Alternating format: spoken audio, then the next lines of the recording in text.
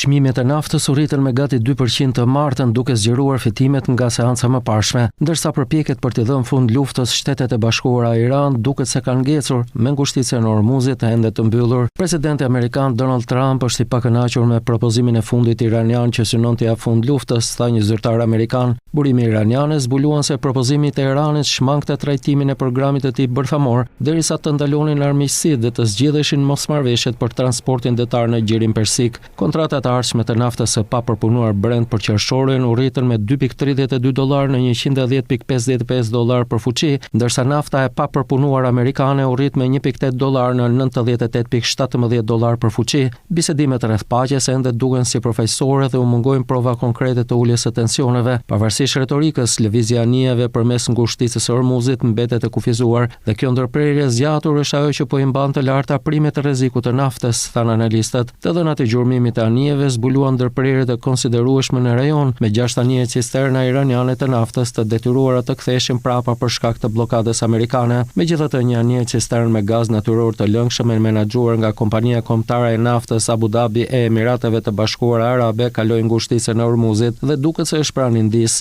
Përpara luftës, e cila filloi më 28 shkurt, midis 125 dhe 140 anije kalonin në përngushticë çdo ditë. Analistët presin që çmimet aktuale të naftës jenë norma re. Ata shohin një situatë bazë që po kalon nga një ulje për shkallëzimit të luftës në një situatë të paqartë të armëpushimit të zgjatur, me çmimet e naftës që tregtojnë midis 100 dhe $125 për fuqi.